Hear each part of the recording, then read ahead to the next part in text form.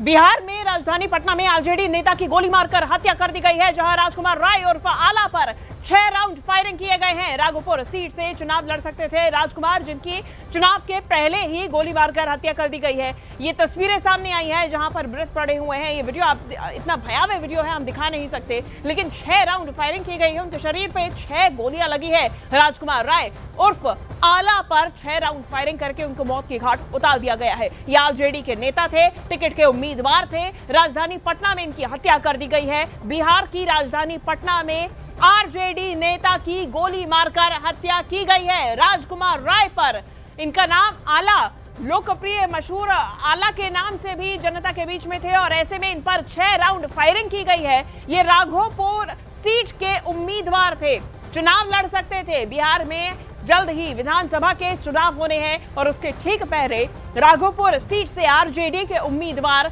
राजकुमार आला पर फायरिंग की गई। 6 राउंड फायरिंग करके उनको मौत के घाट उतार दिया गया है। इस वक्त चप्पे चप्पे पर पुलिस की तैनाती की गई है।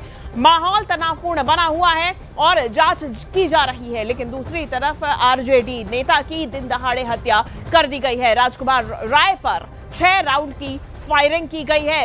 ये पटना से जानकारी सामने आ रही है। पटना में आरजेडी नेता की हत्या की गई है और 6 राउंड फायरिंग करने के बाद उनके शरीर पर 6 राउंड फायरिंग की गई है, जिसके बाद उनकी मौत हो गई है।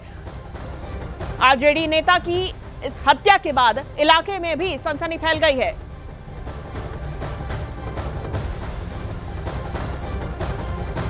और सीधा रुक करते हैं संजय इस खबर पर ज्यादा जानकारी के साथ जुड़ गए हैं। संजय, क्या कुछ पता चल पाया है हमलावरों के बारे में, क्योंकि बिहार में विधानसभा का चुनाव होना है, ऐसे में कानून व्यवस्था पर भी ये सवाल हैं। संजय। बिल्कुल, देखिए ये देर रात की घटना है और ये चुनाव में खड़े हो रहे थे। हालांकि पूर्व में ये आरजेडी में थे, उसके बाद जो है इन्होंने आरजेडी को छोड़ दिया था। अब निर्दलीय चुनाव लड़ने की जो है ये राजकुमार उर्फ आला राय जो है तैयारी कर रहे थे और पहले से घात लगाए अपराधियों ने जो है घटना को अंजाम दिया है। तकरीबन 6 गोली मारे जाने की खबर है। वहां मौके से 6 खोखे बरामद किए गए हैं और छलनी कर दिया, खदेड़ करके जो है वो अपराधियों ने मारा है। क्योंकि जो पुलिस के मुताबिक ये पूर्व में जमीन का भी जो है कारोबार करते थे और जो है कई जैसे जमीन कई खरीदारी किया करते थे, जो जिसमें कई तरह की समस्याएं होती थी और उसको लेकर के कुछ कर्ज भी इन पे था। तो इन सारे बातों को लेकर के पुलिस जांच में जुट गई है। लेकिन एक सवाल सीधा तौर पर ये खड़ा हो रहा है कि जिस तरीके से पटना में देर रात तक पुलिस जो है तमाम चौक चौराहों पे छावनी में तब्दील कर देती है, पुलिस जांच करती है, तमाम वाहनों की चेकिंग करती है, उस स्थिति में अपराधी जो है खुलेआम आते हैं और उसके बाद घटना को अंजाम दे करके चले जाते हैं। तो उस पर कहीं ना कहीं शासन प्रशासन पर भी सवाल उठता है।